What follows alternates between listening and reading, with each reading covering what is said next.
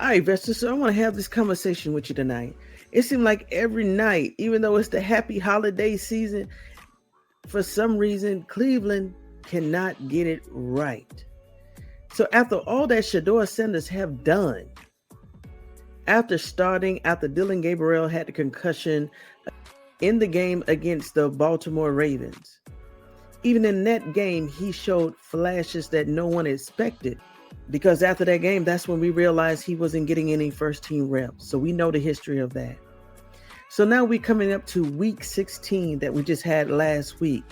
Shedeursanders outperformed Josh Allen, a team definitely going to the playoffs this year with hopes of going to the Super Bowl. Shedeursanders outperformed a veteran like Josh Allen. Ever since that quote-unquote loss, the Cleveland media is once again moving the goalposts when it comes to Shedeursanders. Now, the gentleman on the screen has nothing to do with it. His name is Titus. He's on the show called UCCS, Ultimate Cleveland Sports Show. I think that's what it's called. And I started watching this show because of G. Bush. I love G. Bush.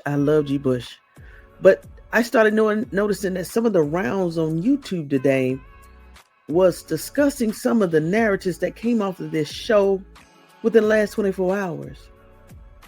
That now there's some type of metric called EPA. I want to make sure I get this right because I've never heard of this stats before. This metric before. All right, it's called expected points added. Can you believe that's a metrics now? Now, when Dillon Gabriel was playing the game, I never even heard of this metric. I've never even heard of this metrics. Never really. Even being a casual football fan, I've never even heard of, I think I heard of another metrics last week after Shedeursanders and the Cleveland Browns lost that game. I think it was something called football yards after the catch. They had some reporters from Cleveland stating those yards that accumulated and went into Sheduer stats really wasn't accurate and shouldn't be counted that way because they were football yards. I said, oh, we got some serious issues in Cleveland.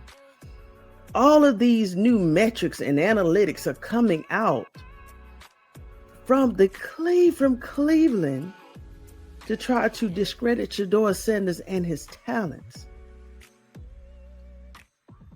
At this point, Shedeursanders does not need to be evaluated. Cleveland needs to be evaluated. And I'm serious. Cleveland needs to be evaluated, not Sheduer. Sheduer has done everything that he could in all of his powers and his mights. As you know, in the last game, Shedeursanders lost a nail on the field. He was injured that bad. I don't know if he still has his nail or not because he came back after halftime bandage. But he has lost his nail in the battlefield, on the football field. And they're still saying that this young man has not done enough. This young man has broken records, has only started 5 games ever in his NFL career, and it's still not enough. This young man has broke Cleveland records, and it's still not enough. This young man has broke NFL rookie records. It's still not enough. This young man has been listed on the Pro Bowl quarterback list in the top 10. Still not enough. Still not enough. Still not enough. Still not enough. Still not enough.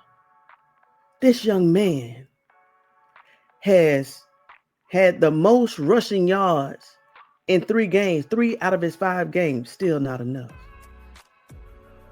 What can Shedeursanders do in order to make Cleveland accept him? Now the Cleveland fans, they adore Sheduer. They adore him. But there's something wrong with some of these Cleveland talking heads and narratives that are coming out of Cleveland. I really think they need to be evaluated, just like Kevin Stefanski. You know who? Tonight, I wasn't even planning on doing this video, but you know what analogy came up in my mind regarding Cleveland and their hunt for this mystical quarterback? This right here. I know everybody is familiar with this right here. Are we kept out of a secret society? Because from what I'm gathering, Shedeursanders is the quarterback they have been looking for. But they're making up excuses and narratives to discredit him. So I said, once again, Cleveland, if you don't want Shedeursanders, there's a lot of teams that would roll out the red carpet for Shedeursanders. Atlanta Falcons, the Jets, the Raiders, who else? The Cardinals. There's so many teams right now that are fiending for a quarterback. With just some talent that Shedeursanders holds. So Cleveland, if you don't want Shedeursanders, go ahead and talk to Andrew Berry. He's gonna be the new Paul D. Podesta. So go ahead. Cleveland, give up Shedeursanders. Please give up Shedeursanders. Because guess what? After you give up Shedeursanders and trade Shedeursanders, the Shedeursanders fans, we will be relieved. Cleveland will be relieved. I really think Cleveland will burn for this one. If they give it, the fans will go crazy in Cleveland. You want to give up Shedeursanders, someone that has proven to you what he can do in 5 games, for a possible rookie quarterback that you can't afford, because Deshaun Watson is still on your books with $80 million a year. So if you did bring in a new rookie quarterback, how are you going to pay that rookie quarterback, especially if you draft him in the first round? I looked at the standard contracts. A first rounder at least got to get paid 30 to 40 million. At the lowest 20, 25, 29 million. How you going to pay that quarterback? You're already getting Shedeursanders as a steal. I really think Cleveland has a mental issue, a mental illness. Cleveland has a mental illness. We got 2 more games left. Let's continue to play for all of the player safety, especially Shedeursanders with that O-line. And after that, let's just pray he gets the hell out of Cleveland. Literally, gets the hell out of Cleveland. It's something wrong with Cleveland. It's definitely something wrong with Cleveland. They're coming up with new metrics and new analytics to discredit Sheduer. Someone they've been waiting for. Shedeursanders is the 43rd quarterback in Cleveland Browns history since 1995. And if they pick up a new rookie quarterback next year, that rookie quarterback would be number 43 with the same O-line, with the same wide receiver core. And they really think that the stats and the record is going to be different? Shedeursanders has already proved what he can do without an O-line. Just imagine what he could do if Andrew Berry does right in the next draft for Shedeursanders. Every round, I would pick up an O-line member. The first round, I would pick up 2 O-line members. The second round, I would pick up an O-line member and a O-line member and a wide receiver. Third round, I pick up an O-line member and a wide receiver. And 5th, 6th round, pick whatever you want to. But any O-line member that comes to the Cleveland Browns as an undrafted free agent, let them through that door and let them compete. Because you need an O-line more than ever, Cleveland. How can you be last in the NFL regarding the wide receiver core? How can you be last in the NFL regarding the O-line? Basically, you have no offense. Shedeursanders, before the first regular season games, there was a poll that saying, could the Cleveland Browns ever score more than 17 points? You've gotten that with Sheduer Sanders 3 out of 5 of his games, and you still want more. So,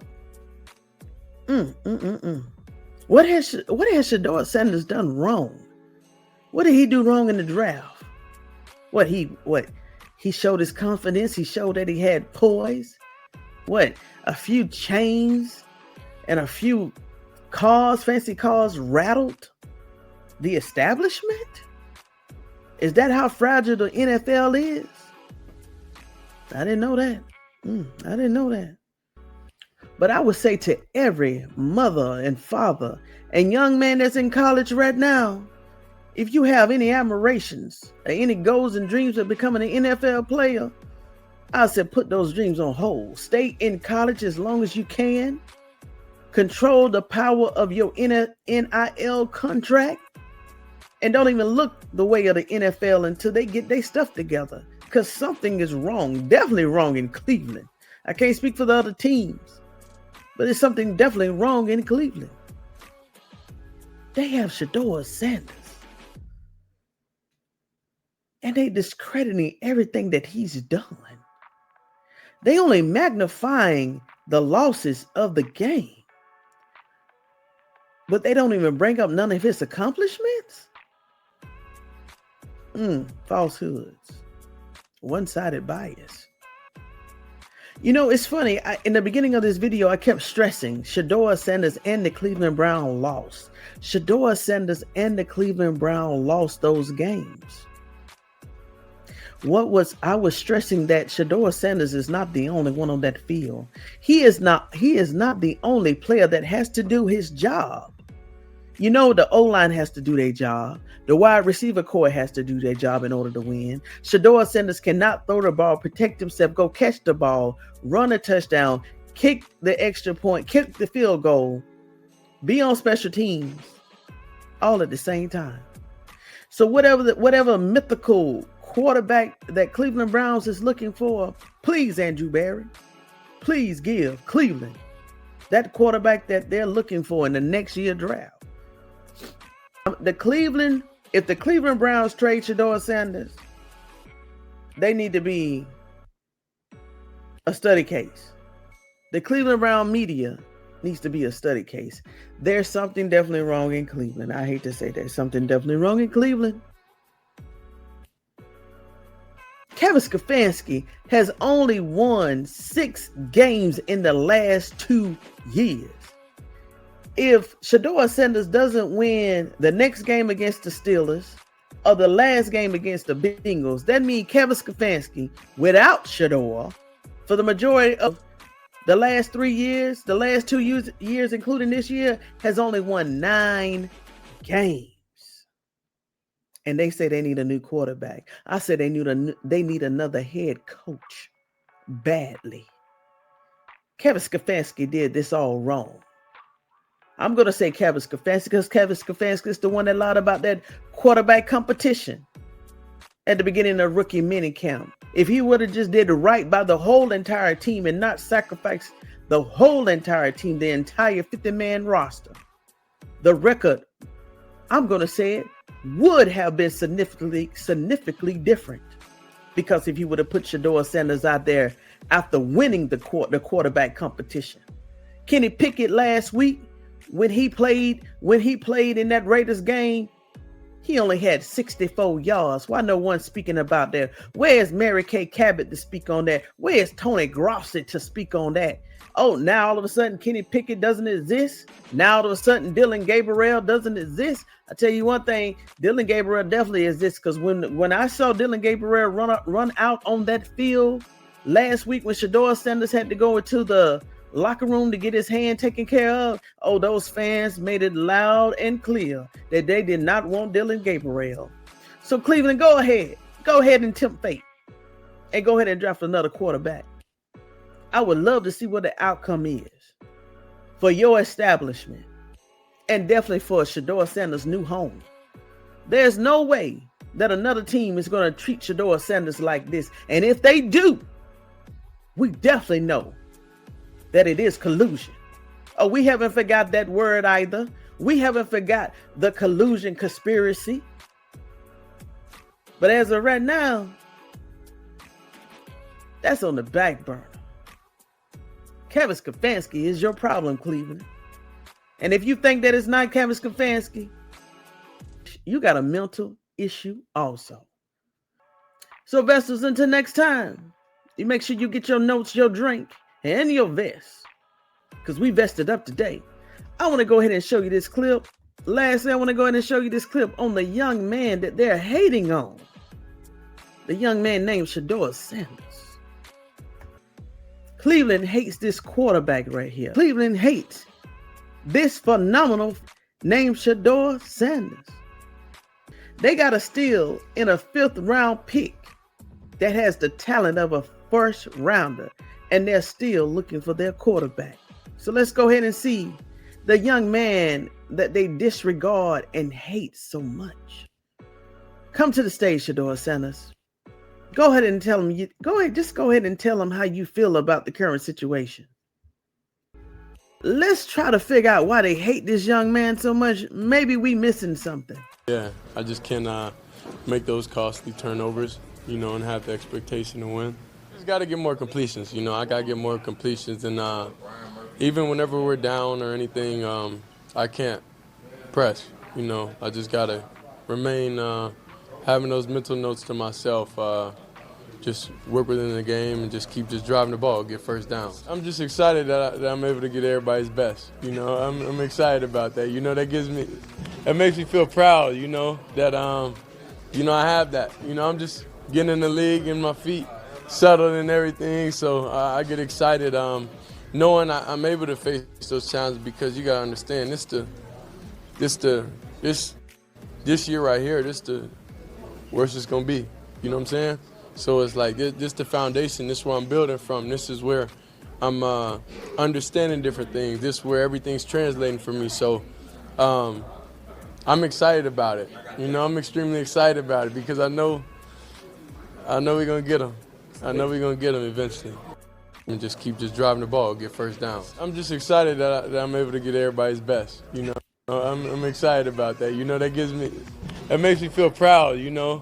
That I have that. I'm just getting in the league and my feet settled and everything. So I get excited, knowing I'm able to face those challenges, because you gotta understand this year right here, this the worst it's gonna be. You know what I'm saying? So it's a look into the young man that Cleveland hates so much. And he doing all that he can in order to put the team on his back, the city on his back, the whole entire state on his back. Do you know how many millionaires that Shedeursanders has made in the Cleveland media this year? Cleveland has never got this type of attention before in history. First, they was getting all the clicks and views based off them degrading Sheduer and dehumanizing Sheduer. And then after Sheduer started playing, they started changing the narratives, and then they got double the views and double the clicks. Do you know Shedeursanders have made the Cleveland media millionaires this year? If not millionaires, this is the most money they have seen ever since they started working in the Cleveland media, because so much attention that has come to Cleveland regarding Shedeursanders.